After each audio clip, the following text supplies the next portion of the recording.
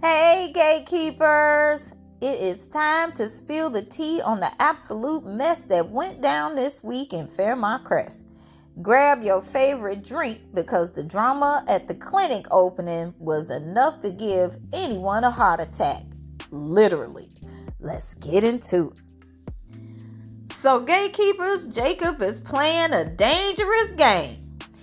He done went from Law and Order Jacob to Boys in the Hood Rashad. I'm a hustler, baby. I just want you to know it ain't where I've been, but where I'm about to go. Anyway, he and Grayson meet up in the alley by the brick wall because that's Jacob's spot. And isn't it funny that Jacob is undercover in the same town in which he lives and everybody know him? Okay. Maybe it's just me. Any rate, they meet up and Jacob is like, hey, you ain't tell nobody you know me, right? And he was like, no, because I know you undercover. I'm not undercover. Okay? Look, me and my wife, we going through some things and I need some money. Oh, okay. Well, that ain't what your wife said because she got your flowers and all of a sudden Jacob is like, he done went soft. She got the flowers and she kept them? Oh, I'm surprised. And then it was like, wait a minute. I'm not supposed to be soft. I'm supposed to be hard. Yeah, well, you know what? You stay out of my relationship.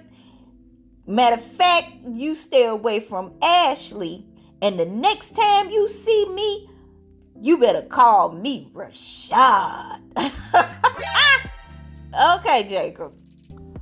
But he and Smitty are trying to use Grayson to find out who is hiding this blood plasma ring.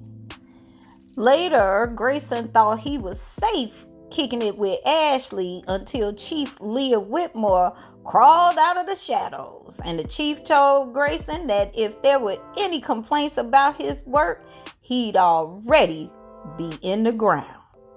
Grayson is caught between a fake cop Jacob, a real journalist Smitty, and a murderous chief. Is there any way out for our favorite lab tech? And then also later on, Jacob sent Naomi an urgent text and said, meet me ASAP. And they hook up at the hotel and got busy. I guess after he was all hard with Grayson, he had to soften up and get him some goodies from Naomi. Moving on, the battle for the limelight was real. Leslie didn't want to cede an inch of that red carpet, but Vanessa came prepared to honor Doug's legacy for the grand opening of the clinic. Okay, side note, they sure got that clinic up and running real fast, didn't they? Now, we done had too many conversations between Vanessa and Leslie as to who was going to give that speech. Then they only give us the last line of Vanessa making the speech. And why are they having this grand opening at Uptown Restaurant instead of in front of the clinic? Hello?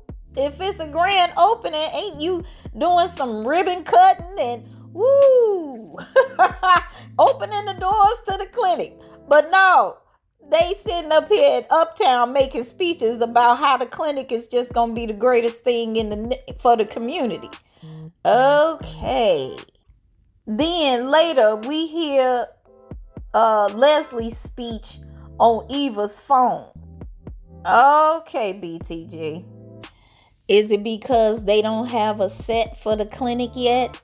Okay, BTG, y'all got to do better when y'all talk about these other locations and then don't have the set up for that location. it don't make sense. But the highlight of the grand opening was Deanna McBride. Yes, Deanna has come to town. And I just want to say that as far as Donnell and Deanna are concerned, BTG did right with picking these two, because they do look like they could be related, and they do look like they could be Vanessa and Doug's children. So that was a perfect match. But Deanna did not come to play. Okay? She caught Joey and Vanessa kissing outside and decided that the middle of the gala was the perfect time for a confrontation. Mama, how could you? Okay? And how long have you been screwing the man whose casino killed my father? She even accused Vanessa of letting Joey get it in on a regular. Ooh, Diana came for the smoke, okay? Now, of course, that broke Vanessa down, and she kept trying to tell her, let's talk about this in private. She was like, no, I want everybody to know that you dealing with this dude, which I'm pretty sure everybody already know anyway. And then later on, Donnell and Deanna had a talk, and he was trying to explain to her that, yeah, Joey is a criminal and he is a bad guy, but at the same time, he really has helped Mama over her grief of their father, Doug. Now, however, nobody knows that Joey has something to do with their dad's unaliving. But I guess at some point, we'll circle back around to that.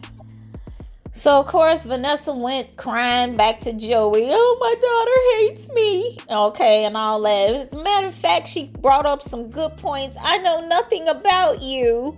So Joey ended up telling her about his father and his sister. His dad was rough and hard on him, but he made sure to permanently end that situation. Although he did not unalive his daddy, but daddy won't be doing that no more. And then the sister was the golden child, but somehow he and the sister fell out with each other and haven't talked to each other for years. So I guess Vanessa is satisfied with that. Meanwhile, Kat has moved in with Anita and Vernon. I'm gonna move in with you two.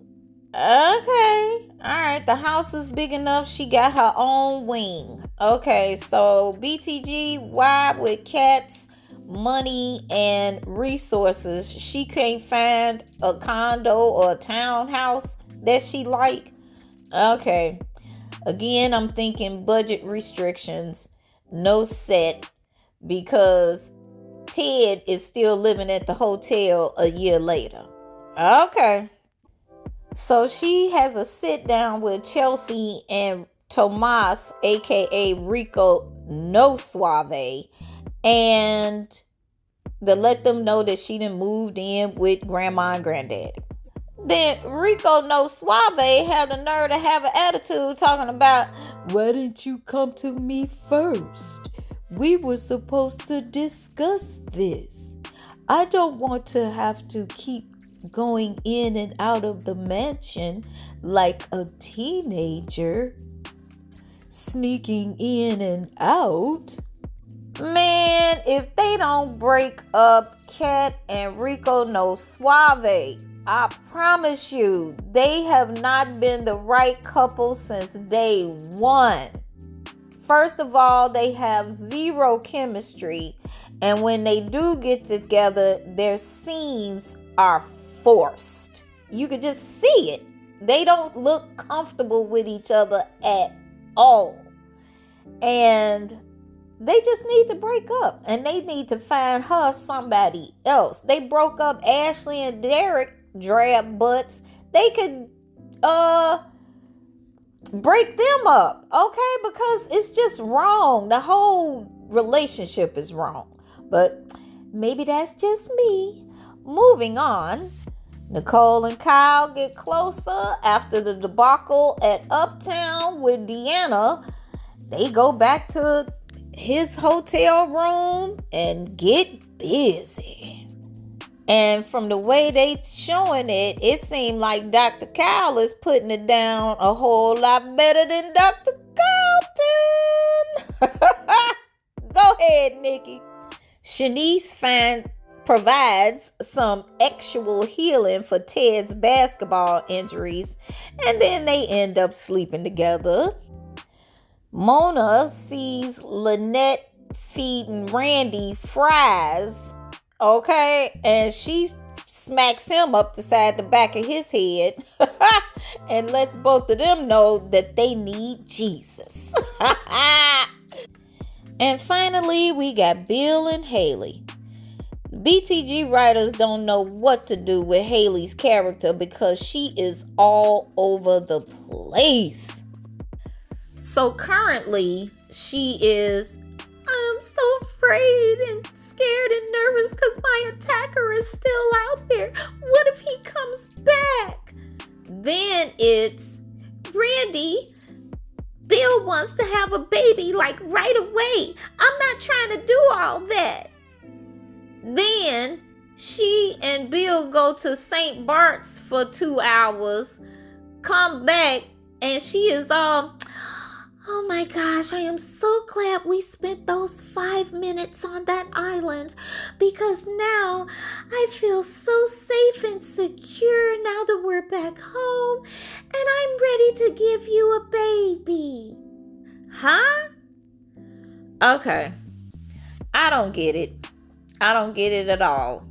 But like I say, she is all over the place. And mark my words, ladies and gentlemen, Lynette's next target is Bill. So now Haley is going to have to deal with that. So Gatekeepers, that was Beyond the Gates this week. Was Deanna right to blast Vanessa in public, or did she take it too far? And who do you think is the bigger threat to Grayson, Jacob or Chief Whitmore? Don't forget to like this video, subscribe to the channel if you haven't done so already, and hit that notification bell so you never miss a Beyond the Gates update. See you in the next video.